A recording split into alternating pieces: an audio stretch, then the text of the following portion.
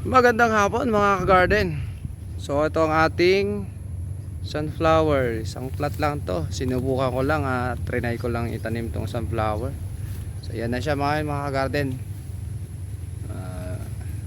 Yung iba yan. Marami na siyang bulaklak kaso hindi pa dalawa pa lang, tatlo pa lang namukadkad dito yung isa. Ayan mga ka-garden oh. Dito tayo sa Garden of Noel. Ayan si Tanet. Ayan. So ito, ganda ng ganda na ng ating sunflower.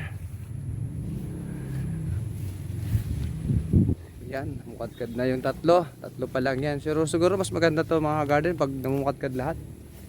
Bali marami na tong bulaklak. Kaunti pa nga lang yung tatlo pa lang yung bumuka. So ito yung isa oh. Dami na niya ng bulaklak, hindi pa bumubuka. Yan mga ka-garden. Mataas na siya sa garden. Mas mataas na siya sa akin. Lampas na sa akin mga ka-garden. Mataas pala tang sunflower. Yan oh. Yan dami ng mga bulaklak mga ka-garden. So maganda magbasa yan ah. Sunflower. Yan oh. Yan oh. Lalakay na nila oh. Hindi diligan ko lang yan.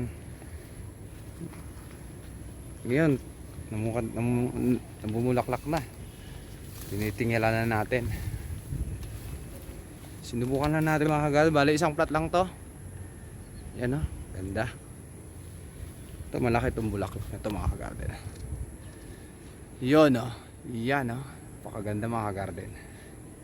So pag dumami pa bulaklak nito garden, mga kagarden i-videoan pa natin to pag dumami na yung mga bulaklak. Ayan o. Ayan o. So ganito lang muna mga ka-garden and magandang hapon. Magandang hapon mga ka-garden. Ito ang ating sunflower na tanim dito sa ating gulayan sa paaralan. Actually first time natin magtanim ng sunflower at napakaganda naman ng kinahinatnan. Ayan o mga ka-garden. Pakaganda oh. Bali diniligan natin to ng organic na fertilizer. Yung kakawate. Dahon ng kakawate na binabad sa tubig. Ayan oh. Laki na siya ka-garden. Ang gaganda ng mga bulaklak. Mas malaki na isa sa akin. Napakataas pala ng sunflower na ito mga ka-garden.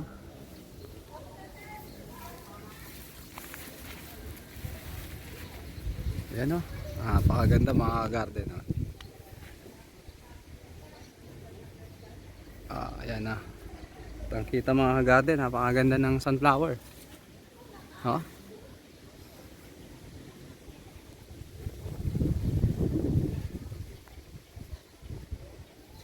Kailangan din kasi ng mga bulaklak sa garden para pang-attract natin ng mga kaibigang kulisap.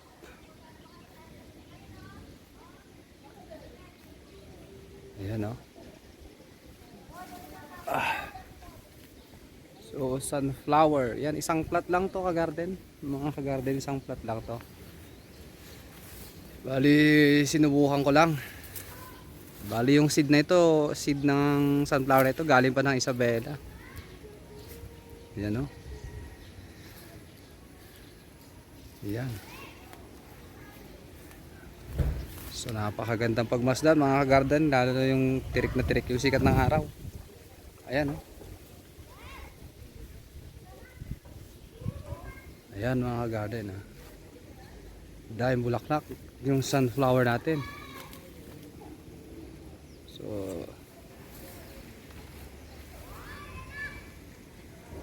ayan mga ka-garden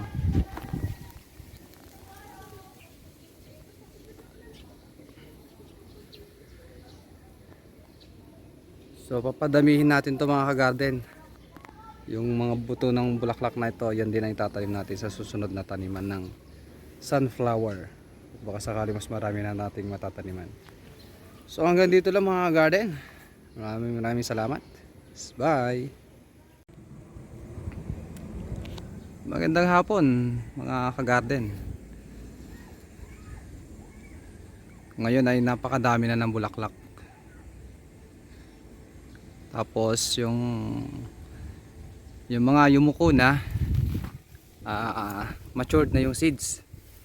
So po pwede na natin siyang pitasin para yung mga nahingi sa atin ng buto na itatanim din daw nila ay mabigyan natin. So ang daming nung nai-post natin to sa Reels saka sa ating FB account ay maraming gustong humingi ng ating buto. So bibigyan natin po sila dahil gusto nila magtanim. Bigyan natin sila ng buto na itatanim. So i-share natin po para mas marami pang mahilig magtanim dahil yun naman talaga ang goal natin. Attract natin sila na magtanim. Hindi puro gadget, hindi puro cellphone, tablets, laptop. Maghapon mauubos yung oras, walang nangyayari. Samantalang dito mga ka-garden, pag tayo nagtanim ay siguradong maaalig tayo. Lalo pag ganito kaganda na ating mga tanim na mga sunflower. Ayan.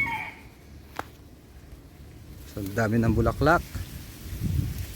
Napakaganda. Ayan. Yung iba pasibol pa lang din. Marami pa rin hindi nasibol. Ayan. Ayan. So nasibol na sila. Pero yung mga unang bulaklak, sila yung malalaki. Katulad nito mga ka-garden. Ayan. Pwede na itong mga ka-garden kuhanin. Matured na yung buto niyan. At na-share naman natin sa ating mga kaibigan na gustong magtanim. Kaibigan, kakilala. Ayan. So napakaganda mga ka-garden. Ito yumuko na rin ng ka-garden. So yung napapansin nyo, nakayuko na siya. Ayan. Ayan. Matured na yung seeds niya mga ka-garden. Kukuhanin na natin to. Ayan. Ayan, no? Ito pa ka-garden, no? Matured na rin yung seeds niyan. Ayan. Matured na yan, no?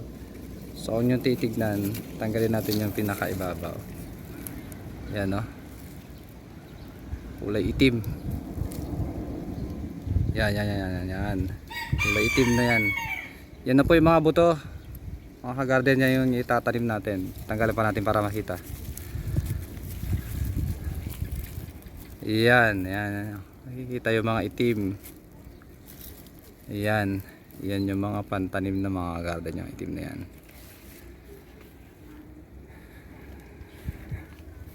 Isang plat lang ito. Pero kahit isang plat lang ay nakakaaliw naman. Lalo pag ganyan nagsisibulan na yung mga bulaklak.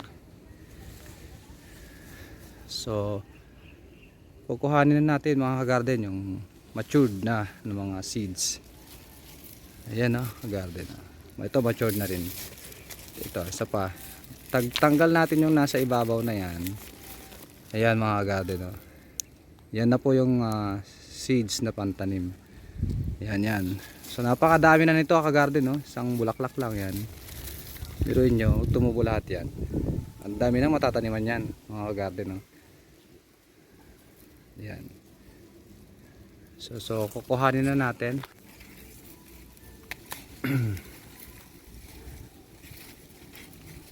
Ito mahirap di pala kuhanin ko ka-garden. Kailangan natin ng gunting. Buti na lang Boy Scout tayo. May dala tayong gunting. So yan mga ka-garden, no? Napakaganda. Kukuhanin na natin yung matured na seeds. Ito matured na rin yata ito ka-garden, no? Yan, no? Yan ka-garden, no? Pag tinanggal natin yung ibabaw, mapapansin nyo. Yan, tanggalan pa natin. Ayan, no? Yung kulay itim na yan. Yan na yung pantanim yung ka-garden. Buto na po lahat yan. Ayan. Yan. Ano din pala ka-garden, kailangan natin ng gunting. Baka masira yung ating tanim na sunflower. Bale, tinatanim lang ito mga ka-garden kapag panahon ng tag-araw, summer season. Kasi yan yung panahon na siya ay mamumukadkad. Kumbaga, parang lang to eh. Isang beses lang yung tinatanim sa isang season. So ito, guntingin na natin. Ayun, nahulog na mga garden. So ipunin natin dito. Ayan. Ayan o. Yung ganda, tingnan yung mga garden. Yan yung mga buto. Ayan o, pag natanggal natin yan. Yan o, puro buto. Ayan, yung mga itim na yan, puro buto na yung mga ka-garden yan. So ipapatuyo pa natin yan mga buto mga ka-garden para siguradong tumubo. Yan. So, pwede rin mga ka-garden, no? So kuhanin pa natin yung iba.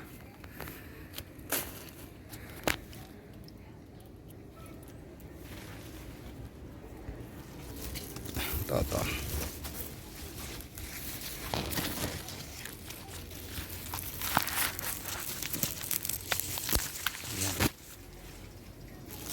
So ito yan, ka-garden, no? Meron na tayong dalawang bulaklak pa lang. Ang dami ng niyan mga garden itatanim. Saan pa yung tinitignan natin kaninang marami ito.